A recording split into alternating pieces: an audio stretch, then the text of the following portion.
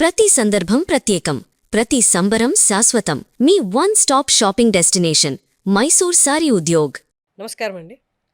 చిట్టి ముత్యాలు సీజన్ 2కి మీ అందరికీ స్వాగతం.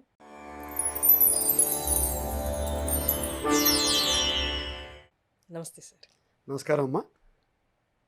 ఐక్యరాజ్య సమితిలో ప్రదర్శన ఇచ్చిన తొలి సంగీత విద్వాంసురాలు, రామన్ మ్యాగ్సెసే అవార్డు, భారతరత్న పొందిన తొలి సంగీత విద్వాంసురాలు, మహిళా విద్వాంసురాలు. అఫ్కోర్స్ కౌసల్య సుప్రజారామ అనే ఆవిడ పాటతోటే మనందరం నిద్రలేస్తాం. ఆవిడెవరో ఈ పాటకి మీకు అర్థమైంది అనుకుంటాను. ఉమేష్ సుబ్బలక్ష్మి. కౌసల్యా సుప్రజారామ పూర్వా సంధ్యా ప్రవర్తతే. మధురై షణ్ముగవడివు సుబ్బులక్ష్మి. సుబ్బలక్ష్మి. మధురై షణ్ముగవడివు సుబ్బులక్ష్మి. ఈ షణ్ముగవడివు అనేది ఆవిడ తల్లిగారి పేరు. ఆవిడ తల్లిగారి పేరు ఎందుకు వచ్చింది ఈవిడ పేరులో? ఈ మాతృస్వామ్య వ్యవస్థ కాదు కదా తమిళనాడు. ఎందుకు వచ్చింది అంటే ఆవిడ దేవదాసి కుటుంబాల్లో జన్మించడం వలన. దేవదాసి కుటుంబాలు తండ్రిని పెద్దగా చెప్పుకోవు, మాతృస్వామ్య వ్యవస్థల్లోనే ఉంటాయి దేవదాసి కుటుంబాలు. ఆ కుటుంబాల్లో జన్మించినందువల్ల సుబ్బలక్ష్మి గారికి వారి అమ్మగారి పేరు ముందు వచ్చింది. ఆవిడ్ని కుంజమ్మ అని ముద్దుగా పిలుచుకుంటారు. 8వ ఏటనే తల్లి అమ్మమ్మల దగ్గర సంగీతం సాధన మొదలుపెట్టి 11వ సంవత్సరంలో తిరుచిరాపల్లి గుడిలో ఆవిడ మొట్టమొదటి ప్రదర్శన ఇవ్వడం జరిగింది 11 సంవత్సరాలకి. తర్వాత 12-13 సంవత్సరాల వయసులో ఎన్నో ఆడియో రికార్డింగ్లు కూడా మొదలైపోయాయి ఆవిడతోటి. ఈవిడ 1916లో మధురైలో పుట్టారు సుబ్బలక్ష్మి గారు. 14 సంవత్సరాల వయసులో ఈ దేవదాసి వ్యవస్థలో వీళ్ళ అమ్మమ్మగారు ఉండడం వలన ఈవిని కూడా దేవదాసి వ్యవస్థలోకి నడిపించాలి, ఉంచాలి అని ఒక ఆలోచనతో చెట్టియార్ అనే ఒక చెట్టియార్ కులస్తుడికి ఇచ్చి పెళ్లి చేసే ఒక ప్రయత్నం జరిగింది. పెళ్లి చేయడం అంటే దేవదాసి వ్యవస్థలో గుడులకి, దేవుళ్ళకి వీరి జీవితాలను అంకితం చేస్తూనే తర్వాత పిల్లలు పుట్టాలి కాబట్టి ఒక పెళ్లిని కూడా ప్రపోజ్ చేస్తారు. ఆ బయలాజికల్ ఫాదర్ ఒకరు ఉండాలి కాబట్టి ఒక నేమ్ సేక్ ఫాదర్ని అరేంజ్ చేయడం జరుగుతుంది. అలాగే చెట్టియార్ కుటుంబానికి చెందిన ఒక చెట్టియార్కి ఇచ్చి ఈవిని పెళ్లి చేయడానికి ప్రయత్నం జరిగింది. సుబ్బలక్ష్మి గారికి అప్పటికే చాలా దాన్ని ఏమన్నానంటే ఇండిపెండెంట్ ఆలోచనలు మొదలయ్యాయి. తను గొప్ప స్త్రీగా మారాలి, ఈ వ్యవస్థలో ఉండకూడదని ఒక నిర్ణయం తీసుకుని అద్భుతమైన సంగీత సాధనలోకి వెళ్ళిపోయి ఈ పెళ్లిని ఆవిడ వ్యతిరేకించింది. కానీ ఏం చేయగలదు, అమ్మకి నో చెప్పలేకపోయింది. అందువల్ల రాత్రికి రాత్రి పెళ్లిపీటల మించి పలాయనవాదం, అక్కడి నుంచి పారిపోయింది ఆవిడ. అక్కడ మొదలైంది భారతరత్న ఎంఎస్ సుబ్బులక్ష్మి గారి జీవితం. పెళ్లిపీటల మీద పారిపోవడంతో మొదలైంది. పారిపోయిన ఆవిడ మధురై నుంచి మద్రాసు పారిపోయింది. ఆవిడ మద్రాసు వెళ్ళి మద్రాస్ మ్యూజిక్ అకాడమీ వారి సహాయ సహకారాలతో సంగీతంలో ఆవిడ కార్యక్రమాలు, ఆవిడ ప్రోగ్రాంలు నిరాఘాటంగా సాగడం మొదలెట్టాయి. ఆవిడలో ఉండే తృష్ణ తపన అక్కడతో ఆగలేదు. ఒక నటిగా మారాలని కోరుకుంది. పెళ్లిపేటల నుంచి పారిపోయింది, సంగీతంలో ప్రోగ్రాంలు ఇవ్వడం మొదలుపెట్టింది, ఒక నటిగా మారాలని 4 సినిమాలు నటించింది. చూడండి ఇవన్నీ. సుబ్బలక్ష్మి గారి సినిమా యాక్ట్రెస్ అండి. సావిత్రి అనే ఒక సినిమాలో ఆవిడ మగవాడి వేషం వేసింది, నారదుడి వేషం. సేవా సదన అని ఇంకో సినిమా నటించారు. ఫైనల్గా ఆవిడకి చాలా అద్భుతమైన పేరు తెచ్చిన సినిమా మీరా. దేశవ్యాప్తంగా అందరూ ఆవిడ భక్తులు అయిపోయారు. కృష్ణ భక్తులు అవ్వాల్సిన వాళ్ళందరూ ఈవిడ భక్తులు అయిపోయారు. హిందీలో కూడా 1947లో ఆ సినిమా వచ్చింది. ఈ మధ్యలో ఒక గొప్ప మార్పు జరిగింది ఆవిడ జీవితంలో. 1940లో ఈవిడన్నీ విప్లవాత్మకమైన పనులే. 1940లో కల్కి సదాశివం అనే ఆల్రెడీ వివాహితుడైన ఒక జర్నలిస్ట్ లాంటి ఒక పత్రికా సంపాదకుని పెళ్లి చేసేసుకుంది ఆవిడ. తనకంటే 15 సంవత్సరాలు పెద్దవాడు. ఈవిడ 24 సంవత్సరాల వయసులో 40 ఏళ్ళ వాడిని పెళ్లి చేసేసుకుంది. అక్కడి నుంచి సదాశివం మాత్రం, ఆయనకి ఆల్రెడీ భార్య ఉంది, పిల్లలున్నారు. సదాశివం మాత్రం సుబ్బలక్ష్మి గారి కార్యక్రమాన్ని బాగా చూసుకుంటూ ఆవిడకి మేనేజర్గా బతుకుతూ ఆవిడ సంగీత సామ్రాజ్యంలో 10 మైళ్ళు తొందరగా పరిగెత్తడానికి ఒక సాధనంగా మారాడు ఆయన. అంతవరకు సదాశివం గారికి ఆవిడ కృతజ్ఞురాలే, సంగీత లోకం కూడా కృతజ్ఞులే. అంత చక్కగా చూసుకోగలిగాడు ఆయన. ఆ తర్వాత ఈవిడ కార్యక్రమాలు 1-2 కాదు, అంచెలంచెలుగా ఎదుగుతూ వార్ధా ఆశ్రమంలో మహాత్మా గాంధీ గారి దగ్గరికి వెళ్ళింది ఆవిడ. అప్పటికి ఇంకా పెళ్ళి అవ్వలేదు. వార్ధాలో ఉన్న గాంధీ గారి ఆశ్రమానికి వెళ్ళి గాంధీ గారికి ఇష్టమైన భజనలు, హరితుం హరో, వైష్ణవ జనతో, రఘుపతి రాఘవ రాజారాం లాంటి భజనలు సంకీర్తన చేసి గాంధీ గారికి వినిపించేది. గాంధీ గారు ఈవిడికి వీరాభిమానిగా మారిపోయారు. అందువల్లనే ఆయన తన 78వ పుట్టినరోజు నాడు ఆవిడ్ని రఘుపతి రాఘవ రాజారాం పాటని పాడమని తన దగ్గరికి వచ్చి కోరితే వెళ్ళలేక ఒక క్యాసెట్ రికార్డ్ చేసి గాంధీ గారికి నచ్చిన భజనలు ఆయనకి పంపించారు. తర్వాత ఆ ఇష్టం ఎంత గొప్పదంటే 1948లో గాంధీ గారు మరణించినప్పుడు 3 రోజుల పాటు కంటిన్యూస్గా ఈవిడ పాడిన ఈ భజన పాటల్ని ఆకాశవాణిలో ప్రసారం చేయడం జరిగింది. ఈ రకంగా గాంధీ గారి పట్ల తనకున్న అభిమానాన్ని, ఆవిడ పట్ల ఆయనకున్న అభిమానాన్ని మనం ఈ ఉదంతం ద్వారా తెలుసుకోవచ్చు. ఇక నెహ్రూ గారు భారత ప్రధాని, ఆయన ముందు కూడా ఎన్నో ప్రదర్శనలు ఇచ్చారు ఈవిడ. August 15th స్వాతంత్రోద్యమ సంబరాల్లో పాటలు పాడిన ప్రముఖుల్లో సుబ్బలక్ష్మి గారు ఒకరు. నెహ్రూ గారు ఒక మాట అన్నారు, I am the mere prime minister of this country before this queen of the music. ఈ సంగీత సామ్రాజ్ఞి ముందు నేను ఒక సాధారణ ప్రధానమంత్రిని అన్నాడు నెహ్రూ గారు. అంత గొప్ప పేరు ప్రతిష్టలు సాధించుకున్న మనిషి ఆవిడ. న్యూయార్క్ సొసైటీల్లో, లండన్ సొసైటీల్లో, మాస్కో ఫెస్టివల్స్లో, ఎడిన్బరోలో ఆవిడ ప్రదర్శన ఇవ్వని విదేశం లేదు అంటే మనం ఆశ్చర్యపోకండి. స్వతంత్రం రాకముందే, స్వతంత్రం వచ్చిన తర్వాత 82 దాకా చేశారు. తర్వాత ఇందాక మాకు ఇంట్రడక్షన్లో చెప్పాను, 1966లో ఆవిడ ఐక్యరాజ్య సమితిలో తన ప్రదర్శన ఇవ్వడం జరిగింది. ఈ ఈ ఈ ఈ ప్రతిష్ట సాధించిన ఏకైక సంగీత విద్వాంసురాలుగా మనం ఆవిడ పేర్కొనవచ్చు. అయితే రేపు కార్యక్రమం అనగా ముందు రోజు అమ్మ గొంతు మొత్తం పోయింది. రేపు పొద్దున్నే పాడాలి, రాత్రి గొంతు లేవట్లేదు, అమ్మ గొంతు పడిపోయింది. అమ్మ తను విపరీతంగా ఆరాధించే చంద్రశేఖరేంద్ర సరస్వతి, కంచి కామకోటి పరమాచార్యుని స్మరించుకుంటే గొంతు దానంతరం అదే వచ్చింది. అప్పుడు ఒక మాట చెప్తారు అమ్మ, ఈ సందర్భంలో చెప్తారు, గొంతు పోయింది, గొంతు వచ్చింది, అద్భుతంగా పాడాను, ఈ గొంతు నాకు పరమాచార్యులు ఇచ్చారని చెప్తూ పరమాచార్యులు చంద్రశేఖరేంద్ర సరస్వతితో తన అనుభవాన్ని చెప్తుంది. ఒక అద్భుతమైన పాటకి 72 రసాలు 72 రాగాలతో పాట కట్టమని అమ్మని పిలిచారు ఒకరోజు చంద్రశేఖరేంద్ర సరస్వతి. భయపడిపోయింది అమ్మ, ఇంకా చాలా చిన్నపిల్ల అప్పటికి. ఈ బృహత్ కార్యక్రమాన్ని నేను చేయలేనేమో గురువుగారు అని చెప్పి తన అనుమానాన్ని వ్యక్తం చేస్తే స్వామి నవ్వారు. ఈ పాట నువ్వు పాడుతున్నావు అనుకుంటున్నావా,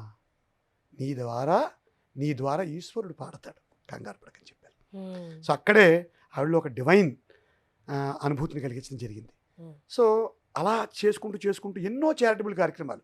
ప్రతి ప్రోగ్రాం నుంచి వచ్చిన డబ్బులో 80% పేద విద్యార్థులకి చదువులకి, మహిళలకి చదువులకి, పెళ్ళిళ్ళకి, హాస్పిటల్కి ఎక్కువ ఖర్చు పెట్టారు.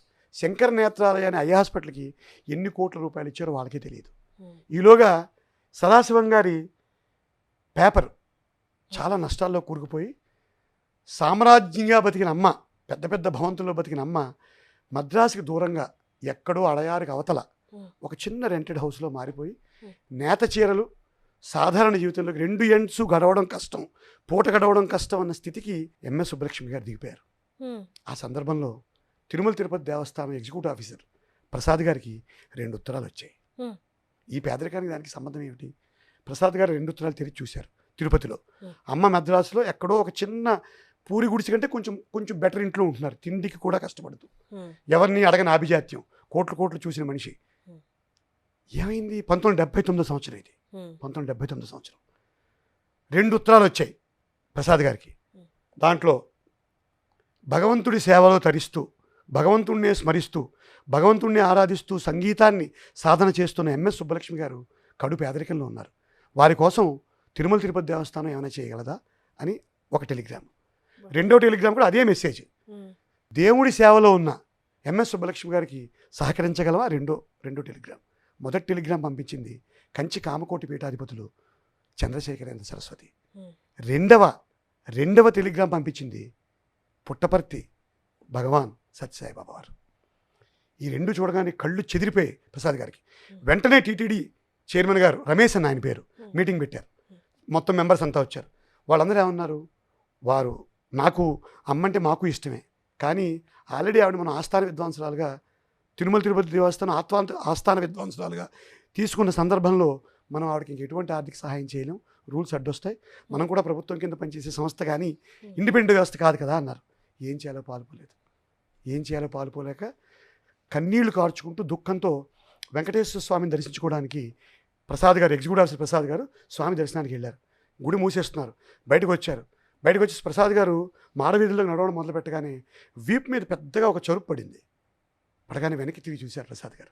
అక్కడ 6 మంది గిరిజన పిల్లలు బట్టలు కూడా సరిగా లేకుండా చాలా దీనస్థితిలో ఉన్న పిల్లలు 6 మంది అన్నమాచారి కీర్తనలు పాడడం మొదలుపెట్టారు. గిరిజనులు ఏమిటి, వేషధారణ ఏమిటి, వీళ్ళు అన్నమయ్య పాటలు పాడడం ఏమిటి, Hmm. కట్టెదురా వైకుంఠము కానాచి అనకుండా ఇలాంటి పాటలు వచ్చేస్తున్నాయి ఆ పిల్లల నోట్లోంచి. ఈయన మొహంలో చిరునవ్వు వచ్చింది. ఆ 6 పిల్లల్లో ఒక పిల్లాడు, ముందున్న పిల్లాడు మొహంలో ఒక తేజస్సు కనిపించింది. అంతే. తర్వాత వాళ్ళు ఎటు వెళ్ళారో తెలియదు. ఈయన వెంటనే వెళ్ళి కంచి కామకోటి పీఠాధిపతులు కాళ్ళ మీద ఉన్నాడు. Hmm. స్వామి 6 గిరిజన పిల్లలు అన్నమాచార్య కీర్తనలు పాడుతూ కనిపించారు అనగానే స్వామి నవ్వారు. ఇంకా అర్థం కాలేదా ప్రసాద్ నీకు? ఇంకా అర్థం కాలేదా? 6 పిల్లలు నీకే కనిపించారు, ఇంకెవరికి కనిపించలేదు. ఆ పాటలు నీకే వినిపించాయి, ఇంకెవరికి వినిపించలేదు. ఆ చిరునవ్వు నువ్వు ఒక్కడే చూసావు, ఇంకెవరూ చూడలేదు. అర్థం కాలేదా? స్వామి అన్నమయ్య పాటల్ని అమ్మతో పాడించమని నీకు సూచన ఇచ్చారు అని చెప్పగానే చెప్పారు, జాగ్రత్త, వారు ఆభిజాత్యం గల విద్వాంసురాలు, భగవంతుడిని తప్పితే మనుషుల్ని నమ్మని మనిషి, నువ్వు వెళ్ళి డబ్బిస్తానంటే ఆవిడ తీసుకోరు, మొదటికే మోసం వస్తుంది, జాగ్రత్తగా చూసుకో అని చెప్పి ప్రసాద్ గారికి ఒక సూచన ఇచ్చి పంపించారు చంద్రశేఖరేంద్ర సరస్వతి. అపరశివుడు ఆయన, నడిచే దైవం. అప్పటికే అమ్మ అరుణాచల శివాలయానికి కూడా కొన్ని లక్షల రూపాయలు ఖర్చు పెట్టేసింది. ఇప్పుడు 1000 రూపాయలు లేని దుస్థితిలో ఉంది అమ్మ. వెంటనే తిరుమల తిరుపతి దేవస్థానం నుంచి చైర్మన్ గారు, మెంబర్లు, ప్రసాద్ గారు ఆ చిన్న ఇంటికి మెడ్రాస్కి పర్సనల్గా వెళ్ళారు. ఒక వెంకటేశ్వర స్వామి ప్రతిమను మాత్రం తమతో తీసుకెళ్లారు. అమ్మ లోపల ఉన్నారు. 63 సంవత్సరాలు అమ్మకి అప్పుడే వృద్ధురాలు అయిపోయారు అమ్మ.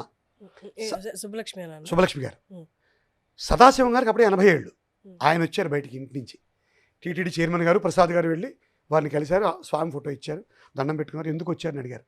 అన్నమాచార్య కీర్తనలతో 5 వాల్యూములు మేము ఆడియో రికార్డులు తీద్దాం అనుకుంటున్నాం, దాని పేరు బాలాజీ పంచరత్నావళి అని పెడదాం అనుకుంటున్నాం అన్నారు. మంచిదే కానీ క్షమించండి, ఆవిడకి తెలుగు మీద పట్టు లేదు. త్యాగరాజ కీర్తనలు పాడడానికి కారణం ఏంటంటే ముందు నుంచి సంగీతం అంతా త్యాగరాజ కీర్తనలన్నీ తెలుగులో ఉంటాయి. చిన్నప్పటి నుంచి వచ్చిన పాటలు ఆవిడకి, అందుకు పాడగలుగుతున్నారు. ఈ వయసులో నెలకొక్క పాట నేర్చుకున్న, వారానికి ఒక్క పాట నేర్చుకున్న మీరు 50 పాటలు అంటున్నారు, 50 కృతులు అంటున్నారు. సంవత్సరం పాటు సుబ్బలక్ష్మి గారిని బాధపెట్టడం ధర్మం కాదు, మీరు నిష్కరించవచ్చు అని చెప్పారు. ప్రసాద్ గారి కళ్ళలో నీళ్ళు ఆగట్లేదు. ఇలువల అమ్మ బయటకు వచ్చారు, సుబ్బలక్ష్మి గారు బయటకు వచ్చారు. వచ్చిన వెంటనే వారి చేతిలో సదాశివం గారు విషయం చెప్పి ఆ బాలాజీ ప్రతిమని ఇవ్వగానే ఆవిడ ప్రతిమని తీసుకుని 5 నిమిషాలు తన తలని వెంకటేశ్వర స్వామి ఆ ప్రతిమలో ఉన్న స్వామి పాదాల దగ్గర తలపెట్టి 5 నిమిషాలు కన్నీరు కార్చిందమ్మ. మాట్లాడలేదు. కన్నీరు కార్చి నోరు తెరిచి కళ్ళు తెరిచి, పెరుమాళ్ వెంకటేశ్వర స్వామి, స్వామి పెరుమాళ్, నా కోసం తిరుపతి నుంచి నడిచి వచ్చావా ఇక్కడికి, నా కోసం నువ్వు ప్రత్యేకంగా వచ్చావా అని కళ్ళ నీళ్లతో ఆవిడ ఒక అభిషేకం చేశారు వెంకటేశ్వర స్వామి ప్రతిమకి. అక్కడ వాళ్ళందరికీ మాట పడిపోయింది, కళ్ళు ధారాపాతంగా వర్షిస్తున్నాయి. అమ్మ ఎందుకు వచ్చారని అడిగారు. అడిగితే ఈ విషయం చెప్పారు. తప్పకుండా చేస్తానన్నారు. వెంటనే సదాశివం గారు ఇక్కడ చూస్తున్నారు. వెంటనే చెప్పారు, స్వామి ఇది పెరుమాళ్ యొక్క ఆజ్ఞ, వారి పాటలు పాడే అనుమతి. నేను నా వృద్ధాప్యాన్ని, భాష మీద నాకు పట్టులేనిదనాన్ని నేను మిషగా చూపించలేను, నేను పాడతాను అని ఆవిడ ఒప్పుకున్నారు. కానీ ఒక్క పైసా తీసుకోవాలని చెప్పారు. స్వామి కైంకర్యం ఇది, నాకు డబ్బులు దేనికి అన్నారు.